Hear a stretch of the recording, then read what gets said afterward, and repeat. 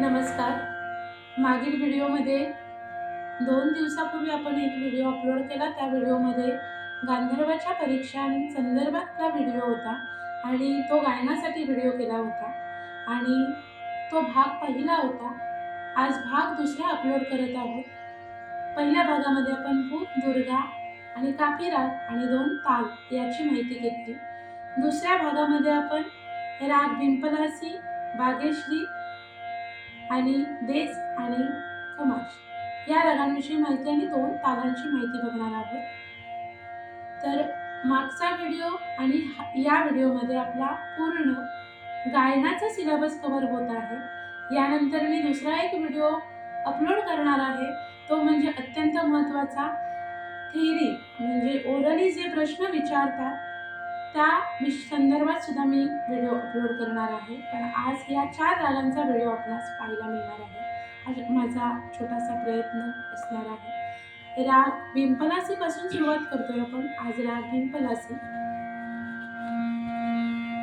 या रागामध्ये गंधार आणि निषाद सर्व स्वर शुद्ध आणि ग आणि न हा कोमल स्वरांचा उपयोग या रागामध्ये केला जातो.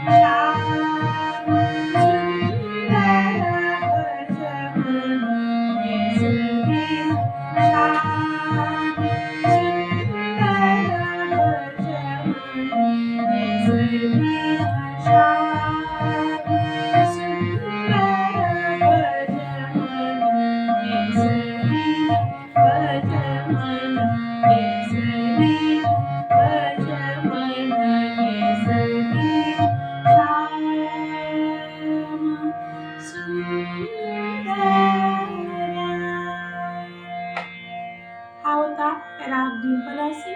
यानंतर बागेश्री राग. या रागामध्ये सुद्धा गंधार आणि निषाद हे कोमल स्वर लागतात. बाकीचे सर्व स्वर शुद्ध आहेत. सर्वांना माहीत असलेली बंदिश म्हणजे बागेश्री रागातली पायल बाजे मोडी. यानंतर मी एका रागाच्या किती बंदिशी असतात हे पण तुम्हाला पुढील व्हिडिओमध्ये पाहायला मिळणार आहे. हा एक बागेश्री राग गाण्याचा एक छोटासा प्रयत्न.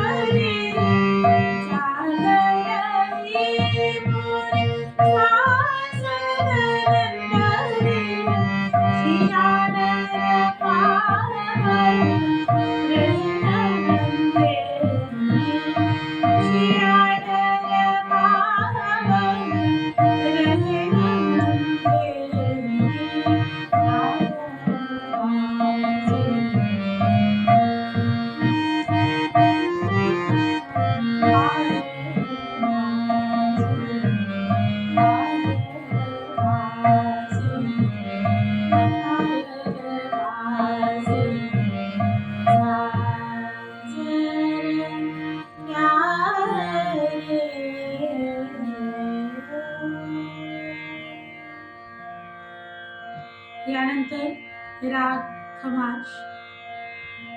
या रागामध्ये आरोहात शुद्ध निषाद लागतो आणि अवरोहात कोमल निषाद लागतो. तर हा राग सगळ्यांना माहिती असलेला राग आहे किंवा सगळ्यांना माहिती असलेली मंदिशा आहे, पण अभ्यासाच्या दृष्टीतून पुन्हा एकदा आपण याचा व्हिडिओ करत आहोत. राग खमाज. सा ग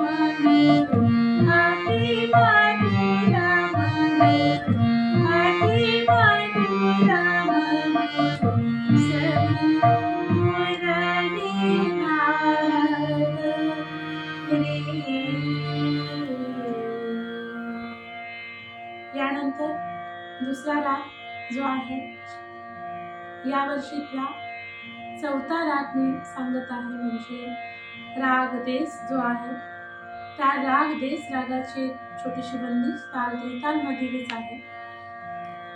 राग देस म्हणजे या व्हिडिओ मधला शेवटचा राग. सा रे म प नी सा सा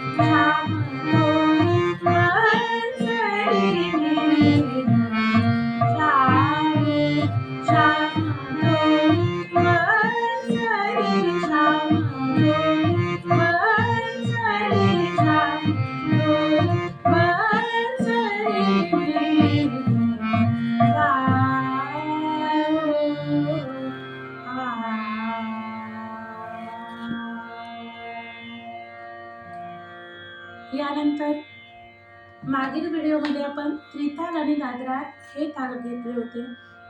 यानंतर आपण पुढील 2 ताल घेणार आहोत, ताल एक ताल आणि ताल केरवा. ताल एक ताल हा 12 मात्रांचा ताल आहे. तर पहिल्यांदा आपण नंबर्स बघूया कसे होतात आणि नंतर केरवा ताल घेणार आहोत आणि दादरा तालाचे एक तालचे बीट्स घेणार आहोत. 1 2 3 4 5 6 7 8 9 10 11 12 1.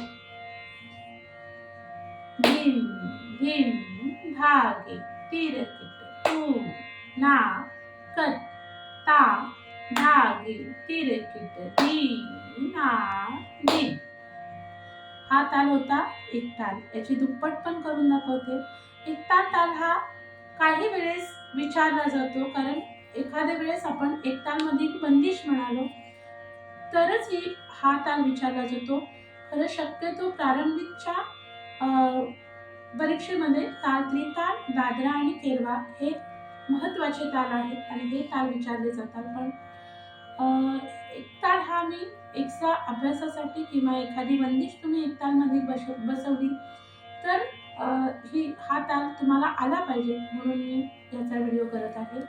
पुन्हा एकदा ताल एक ताल करते आणि त्याची दुप्पट करून दाखवते. धिन धिन धागे तिरकिट तू ना कत्ता धागे तिरकिट धी ना धिन धिन धागे तिरकिट तू ना कत्ता धागे तिरकिट धी ना धिन धिन धागे तिरकिट तू ना कत्ता धागे तिरकिट धी ना धिन. दुसरा ताल जो आहे तो म्हणजे केरवा ताल आहे. केरवा ताल हा बुक मध्ये म्हणजे कोणत्याही पुस्तकामध्ये तुम्ही वाचलात तर तुम्हाला 8 मात्रांचा ताल म्हणून ग्राह्य धरला जातो.